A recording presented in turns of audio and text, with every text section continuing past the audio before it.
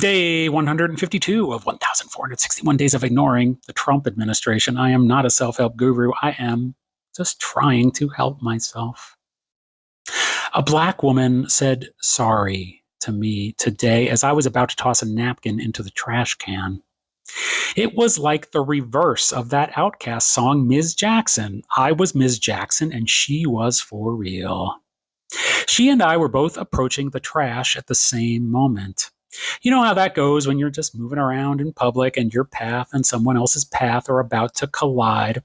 It's not a big deal. It happens all the time, but I'm pointing it out right now on day 152 of 1,461 days of ignoring the Trump administration because this moment made me think about the Black experience in America and what it must be like to potentially feel as though you have to say you're sorry. When she said sorry, she looked me in the eye with a relaxed smile on her face that put a smile on my face. And the reason I point that out is because that smile said to me that she was feeling unbothered. She wasn't thinking about what I am thinking about now. She saw me as a person who she was about to collide with, and that was it. No one was at fault. It was just one of those things. It's how we move around physically in the world, how we navigate. But it caused me to think about the deeper meaning of how we navigate and how navigating is made easier in our society for some and harder for others. Yesterday was Juneteenth, and I saw comments online like, oh, ugh, another unnecessary holiday. I will never stop believing that the people who would make a comment like this do not represent the values of the majority of society.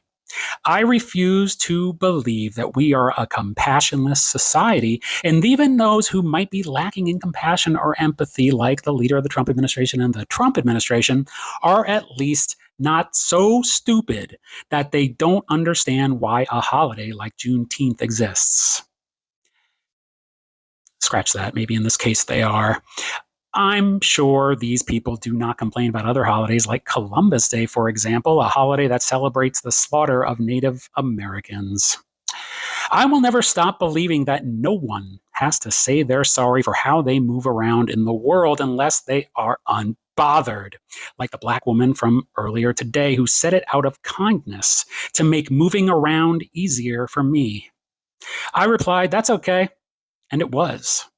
There are no sorries. There is only improving our efforts at cooperation and ignoring the Trump administration.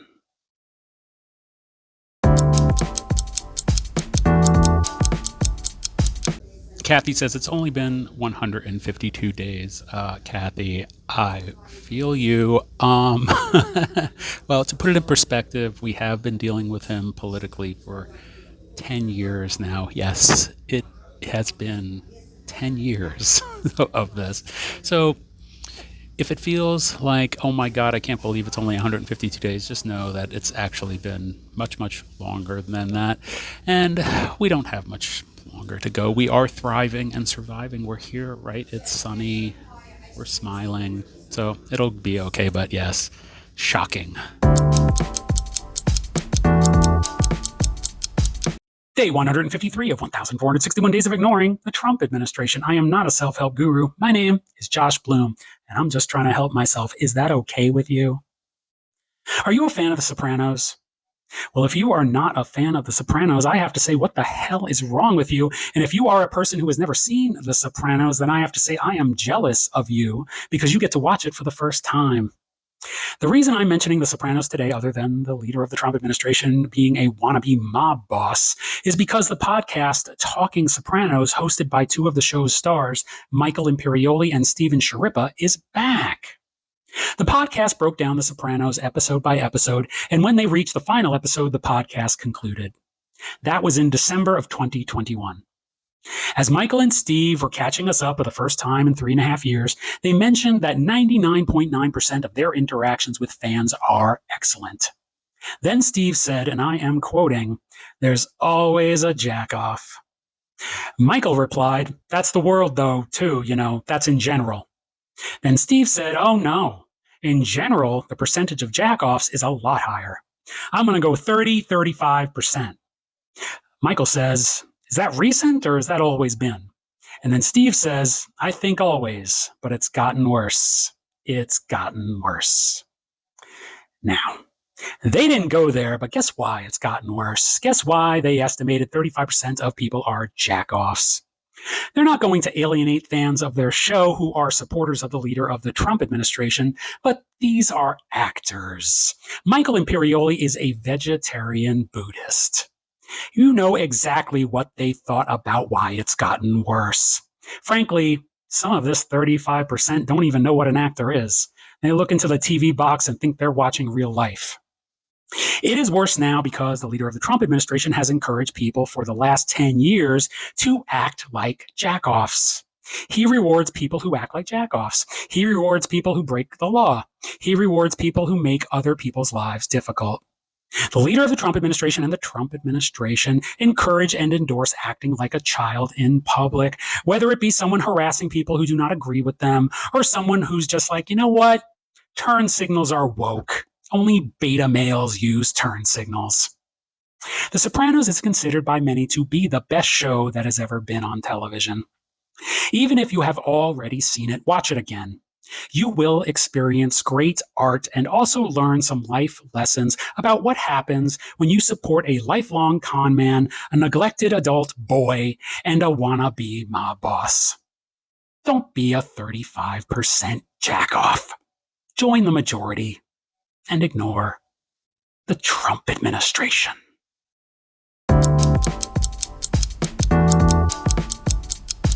Day 154 of 1,461 Days of Ignoring the Trump Administration. I am not a self-help guru. Are you there, God? It's me, Josh Bloom, and I'm just trying to help myself. We love you, God.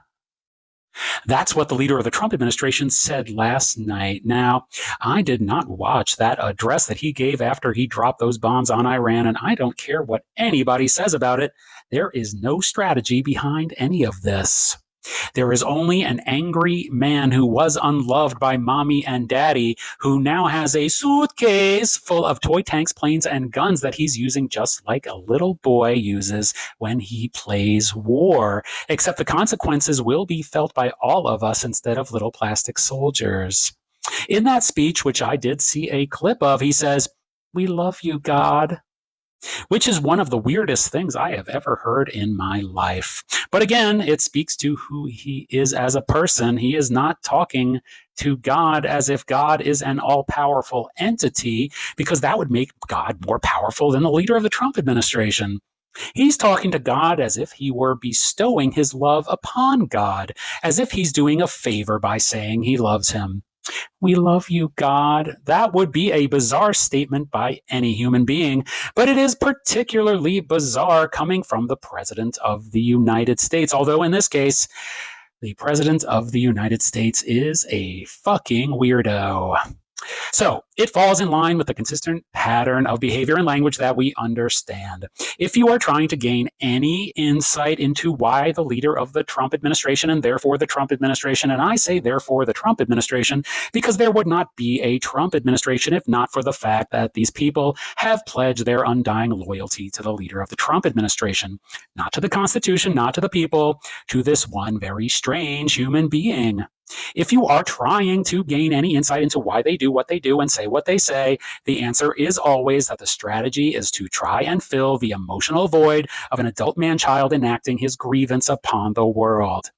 His words are futile devices, which is the title of a song by Sufjan Stevens that you should listen to instead of whatever nonsense is coming out of the face hole of the leader of the Trump administration. I don't know why his parents did not love him. There is no way a 79-year-old man is going to seek a behavioral therapist to find out for himself either. So if you want to make your life easier, chalk up every behavior of the leader of the Trump administration to his diseased mind and don't look any deeper. Go and enjoy your life. Remember to tell people you care about, that you love them. You can say, "I love you, God," if you want to, but I would recommend starting with the people who physically exist. Anyway, I have a feeling that God is busy ignoring the Trump administration.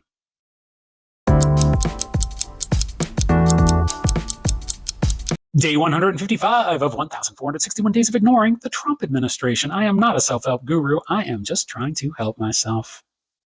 Many people say that what happened to the leader of the Trump administration in Pennsylvania was staged. I am not one of those people. I did not believe it was staged because to stage it, you would have to be incredibly organized and competent. And those are two things that the leader of the Trump administration is not. His lack of organization and lack of competency is why what happened in Pennsylvania happened. I want to make it very clear I do not believe in violence. I understand why certain things happen in the world, and I certainly understand people's feelings, but I do not condone behavior that destabilizes society, period. Remember that girl on here, Britt Barbie, who used to do that thing, period, period, Yeah. Now, something that the leader of the Trump administration is not disorganized about, something that the leader of the Trump administration is not incompetent at, is self-promotion in service of his ego and his ambitions for power and wealth. I will tell you that when the incident in Pennsylvania happened and he got up and said, fight, fight, fight with that tiny fist in the air, you could see he was shaken, delirious, and scared. It's just like how he reacted when that bald eagle attacked him in his office. Same face. The leader of the Trump administration knows an opportunity for self-promotion when he sees it. Fight, fight, fight. He planned to use that moment as a marketing tool as soon as he realized he was still alive. The epic photo was gonna happen anyway. The leader of the Trump administration is photographed 24 hours a day. I am sure Melania has dudes out there collecting evidence for the divorce proceedings right now. The leader of the Trump administration's exaggeration of the injury to his ear was just that, an exaggeration. I believe he was the victim of a shard of glass. Not a shot to the heart like in that Bon Jovi song, You Give Love a Bad Name, but a shard to the ear, which is a song no band has ever recorded. That is why we have never heard anything about any kind of medical report. Congratulations to the leader of the Trump administration for playing his base for fools the way he does, because he has put in the work to become an expert at it. I believe what I see with my own eyes, and so I do not believe the stories about the leader of the Trump administration's ear. I believe it is a fabrication, and therefore I must ignore the Trump administration.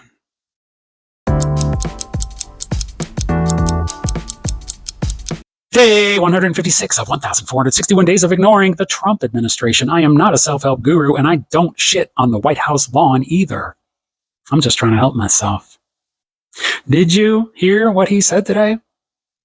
Now, as you know, I ignore the Trump administration, so I don't really get to find out some of the fun little nuggets that one would find out if they are paying attention. However, sometimes one of those fun little nuggets leaks right on through, and today I particularly enjoyed hearing the leader of the Trump administration say the F word while talking to some reporters before getting into his little helicopter. It seemed like the leader of the Trump administration thought he was CeeLo Green out there on the lawn doing a cover of his Fuck You song, which is a very excellent and very funky and very popular song, all things that the leader of the Trump administration knows nothing about. It is a good feeling when you see someone who you believe is causing so much crashing out for the American people to crash out themselves. And of course, the reason that he was crashing out is that first, he announced that he had obliterated Iran's nuclear program. Then it turns out that not only did he not obliterate it, it is much more likely that it was only set back by a couple of months. Oops. Oh well. Then the leader of the Trump administration came out and said that he had brokered a ceasefire deal between Iran and Israel, to which his son, you know the one, Junior, tweeted that Barack Obama only won the Nobel Peace Prize because of affirmative action, and that the real winner should be the leader of the Trump administration, which I believe is actually what Junior calls him instead of calling him Daddy. But unfortunately, very shortly after the latest erroneous tweet by the leader of the Trump administration claiming he had brokered a ceasefire, The bombs continue to rain down on Israel, including one that broke through the Iron Dome and killed civilians. So, it is no surprise that the leader of the Trump administration is using the F word when talking to reporters, because this is someone who can't handle the pressure and also can't handle just acting like a goddamn human being. I would suggest to anyone who would like to live a life of joy, prosperity, and happiness, and to be able to have the peace of mind to bestow prosperity, joy, and happiness on their loved ones, to take a small piece of advice. Do not pay attention to his failed Iranian bomb operation. Do not pay attention to his failed ceasefire negotiation. Live your best life and ignore the Trump administration.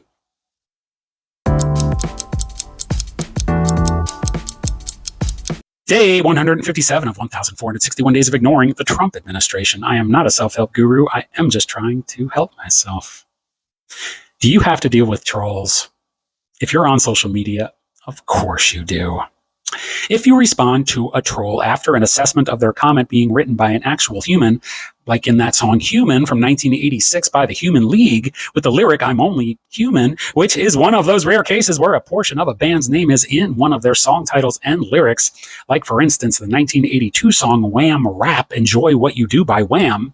If you determine that this comment has not been made by a bot and is merely a person who you can tell is attacking you personally because they are in emotional pain, if you can make that assessment, and the more you do it, the quicker you will be able to do it, because we are ignoring the leader of the Trump administration and the Trump administration, and so we are also ignoring the followers of the leader of the Trump administration. So we're not giving them our time unless that allowance of time also serves us. If you respond with kindness, and I am not talking about that bullshit kill them with kindness crap. I just talked about how it serves us too. If you can respond in a way that completely ignores whatever they say that is trying to temporarily alleviate their pain, which means not responding with an attempt at deflecting the stone that has been thrown, not dignifying that rock with a response, and instead dignifying that person's humanity with some humor. Like when I noticed the troll had a username that was a reference to the hit adventure film The Goonies, and I responded with a Goonies reference of my own, and then the next comment I received was about the Goonies. If you do this, then you will find more often than not, if you get a response at all, which you likely will, that they will forget all about the rise they were trying to get out of you, because they are now too fascinated by the potential for a connection, and connection is what they need to alleviate their pain permanently. Often you will not get any response at all, because someone like that will move on to the next person that they can get a rise out of. That is the cycle of their grievance. That is why they love the leader of the Trump administration. They love him because of how he takes out his anger the way they wish they could take out their anger. Even if you get no response at all, you have still done something for the universe and for yourself. But every so often, you will not only turn someone around, but you will feel the power of bringing another person out of the darkness and into the light. No one will ever do that for the leader of the Trump administration. No one will ever be kind in that way. No one just overlooked his bullshit and addressed him as a human being, and that is why he does not act like one. Oh, there is one other key element to all of this. Ignore the Trump administration. Day 158 of 1,461 days of ignoring the Trump administration. I am not a self-help guru. My name is Josh Bloom, and I am here just trying to help myself. Hi, how are you? What's up? Do you know what the biggest problem we have as a society is? It's the leader of the Trump administration. Thank you for coming. Just joshing.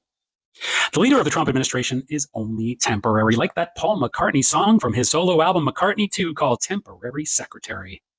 The biggest problem we have as a society is that everyone wants to be correct. We can't always be correct if we want to have communicative and fulfilling relationships. We can discuss with our chat partner why we believe our point of view is correct, and then we can either arrive at a consensus or agree to disagree, which reminds me of a song that was on the radio when I was a child, and the lyrics went, There ain't no good guy, there ain't no bad guy, there's only you and me, and we just disagree. I did not know until today that the singer of that song is named Dave Mason. I went to the website of Dave Mason and saw a picture of him with Kid Rock and thought to myself, well, Dave, we just disagree. And that is a beautiful thing because we're able to move on from that point and enjoy the life we've been granted. Now, there are people like the leader of the Trump administration and the Trump administration who do not believe in this way of thinking. They believe in extremes, also known as I am right and you are wrong.